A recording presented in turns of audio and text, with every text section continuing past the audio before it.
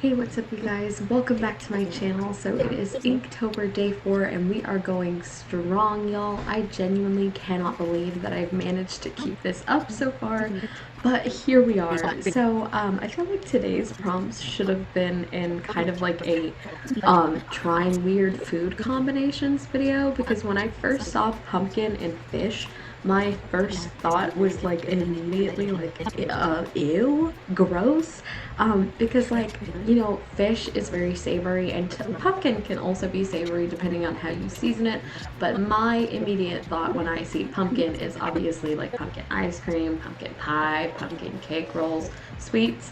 So the idea of combining that with fish was disgusting. But then right away, I realized that fish doesn't necessarily have to be a literal fish. The whole point of Inktober is to break down these prompts and create something beyond what is just, you know, the initial word, obviously. Which, by the way, if you're struggling with Inktober because you find a day where you don't necessarily like your prompt, I would highly, highly recommend trying to break down your word into more specific aspects. So what words or items do you think of when you see that initial prompt? For me, seeing fish immediately reminded me of this snack that's really popular in Japan that I'm sure you guys have heard of or at least seen before, called taiyaki.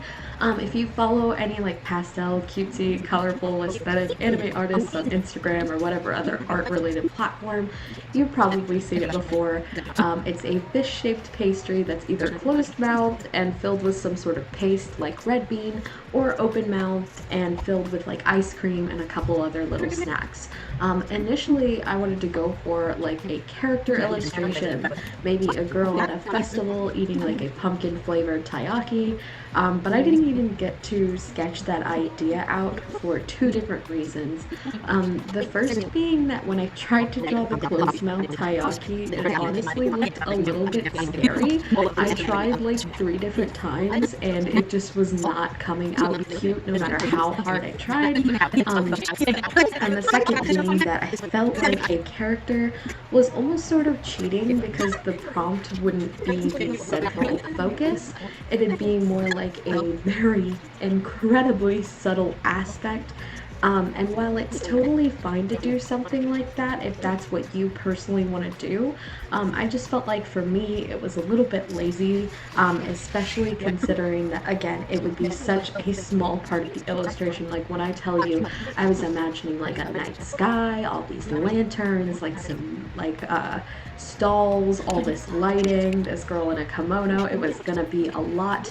And while that is a nice illustration, obviously it has almost nothing to do with the prompt because it would just be something that's in her hand.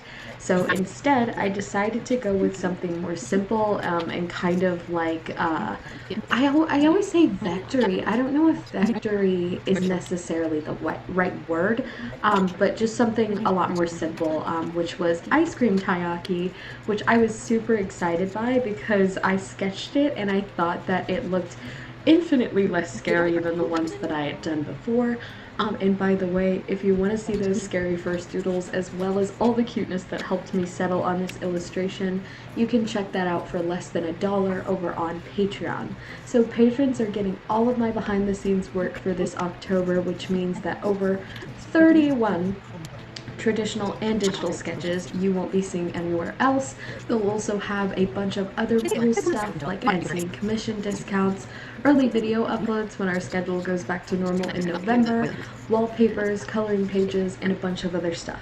Anyway, back to the taiyaki. So, like I said, it turned out way less scary, and I loved getting to do all of the small details, like the little pumpkin, the Pocky sticks, the Kit Kats, the candy corns, you know, all the little treats to add on top.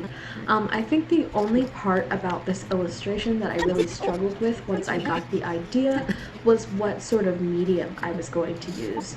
So, similar to the raccoon from day 2, I was really picturing a sort of like flat colored, almost like digital-esque illustration for this taiyaki. In the end, I decided to go with Posca markers because they get like a really rich flat color down, and that's just something that I can't really get with Copic markers, at least not on this mixed media paper that I'm using.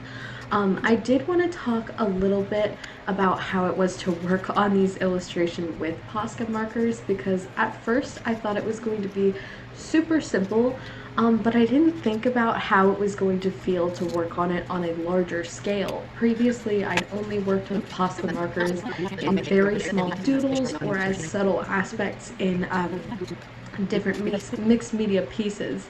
So it took a really long time to fill everything in, especially the fish, which was the majority of the illustration, obviously.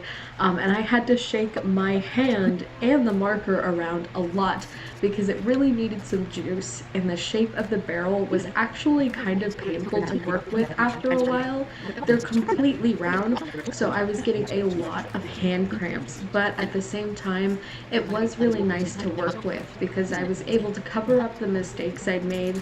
I colored the ice cream, like the line work on it, the wrong color, not once, but twice, as you guys might have already seen, and messed up a bunch on the line art on the fish, obviously because of all the small details.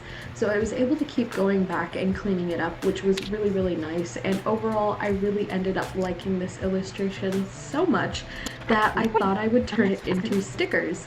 So I might do a little bit of tweaking to the colors digitally just because I feel like it's kind of hard to tell on camera, but sorry, oh my god, my voice.